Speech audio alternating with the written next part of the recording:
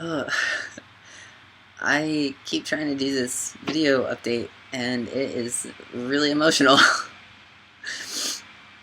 I have hardly cried while being on testosterone, but this just gets me right in the feels.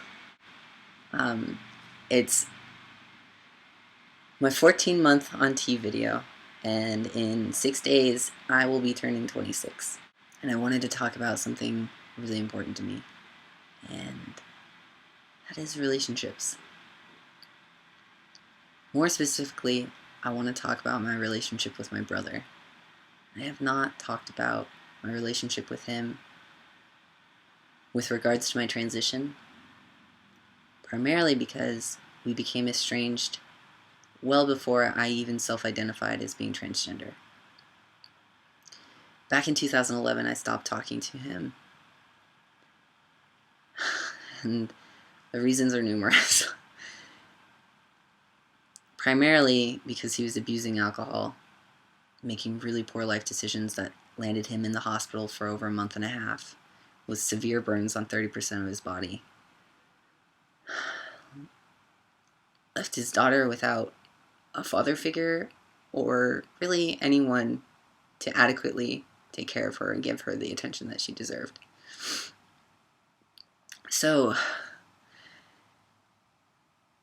I had a 2-hour conversation with him on the phone yesterday, and that is more than I have talked to him in the last 4 years.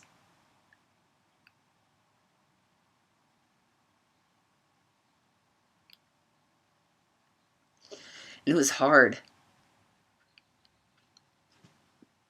This is really hard. We don't know who each other is anymore. And as we approached the conversation, we hesitantly checked each other to make sure that ways that we interacted with each other weren't still present. I used to cut him down. He was much bigger than me, and when he would beat the shit out of me, all I could do was use my words and call him dumb, stupid, ignorant, slow, lazy. Variations of those words, which I regret.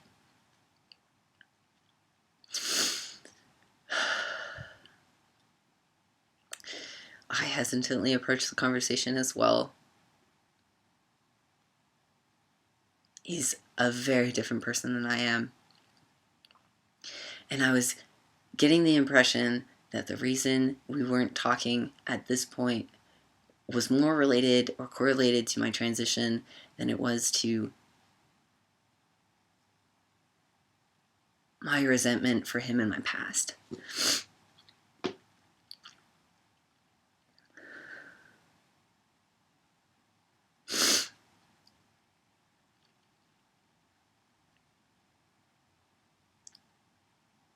See, even though we grew up with really loving and accepting parents, we turned out really different. Really different. For example, he's a very tall, very large black man who identifies not at all as being black. In fact, he's actually quite racist. He's Republican, he's Christian, and these are things that he inherently identifies with. Me, on the other hand, I don't identify the least bit with being racist or that one race is better or has more to offer than another. I'm atheist. I am queer. So queer and so open. It's really hard to understand that we came from the same childhood environment.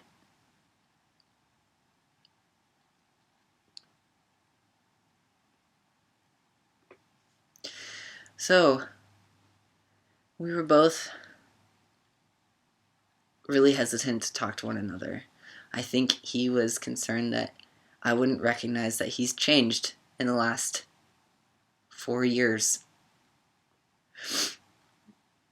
That he didn't want to be invalidated for the progress that he's already made. be cut down by my words.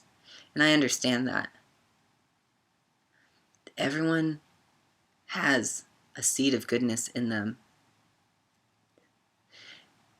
And if you water it, it'll grow. If you don't, it never will. So, the catalyst for us talking, I think, has been me. I've been trying really hard. Anytime that I am reminded of him, I reach out. I don't often get responses back. And it's confusing to me because I'm the one with the resentment. I resent him calling me all the time to take care of his daughter while he goes off and parties and gets into drinking-related accidents that land him in the hospital for weeks or months. I'm the one resentful for a heterosexual couple who could create a child just so easily and neglect it just as easily. I am the one with all of the resentment.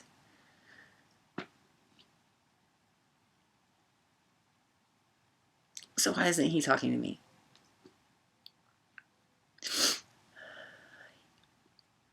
He mentioned not being okay with my lifestyle.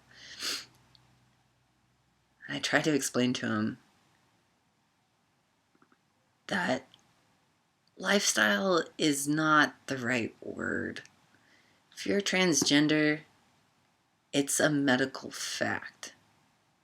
There's something different in your brain that makes your body and your mind misalign. And the treatment for that has been studied a lot.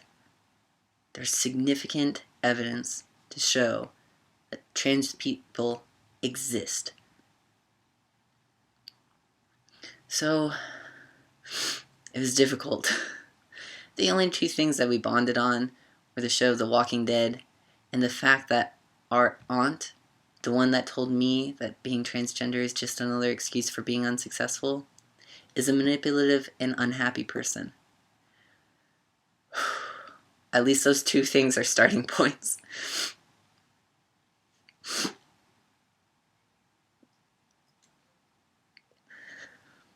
I told him that I have a lot of resentment, but I have no desire to cut him down where he's at. If anything, I want to better understand who he is now. And I want him to better understand me. And that's my responsibility, to communicate who I am in a really fierce way. I mean fierce as I mean powerful. And for me in this transition, my power has come from me being chill. I know that we're not all coming from the same place with our lived life experiences. I know that his experiences are really different from mine. His world is a lot smaller than mine. And not in a diminutive way. He just has not been exposed.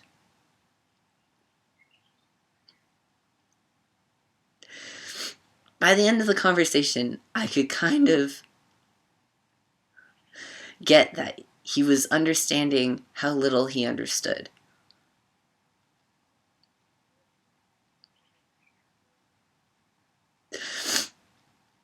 I did my best to show him respect for the progress that he's made in his own life. Fuck yeah, man. Good for you.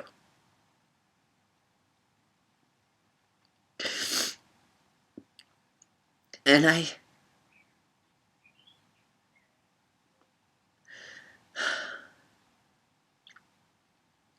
feel like, if anything, at least a seed was planted. Whether or not it'll grow depends on how much we water it. So, up until this point, I've said that I've had 99.99% support in my life. From my parents, through my friends, through all social groups that I've been involved with, from a professional world, all around. I've only ever pointed out my aunts being unsupportive. I've never mentioned my brother.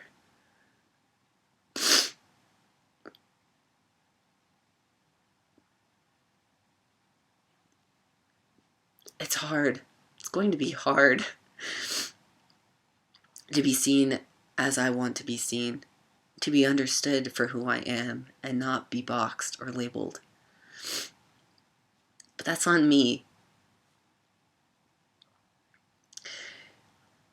I have become so much better of a person by learning how to communicate, how to be chill and understand that people are coming from a different place and it's not personal. That underexposure can be fixed. That it's better to assume ignorance than malintent. And that people can grow and change a lot.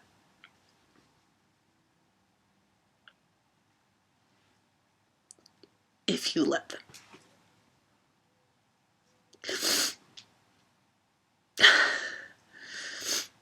So, I know that it seems like my transition has been rainbows and tulips this whole fucking time. And it has. It's been amazing. But there's still some really hard parts. There's no one way to experience transliness.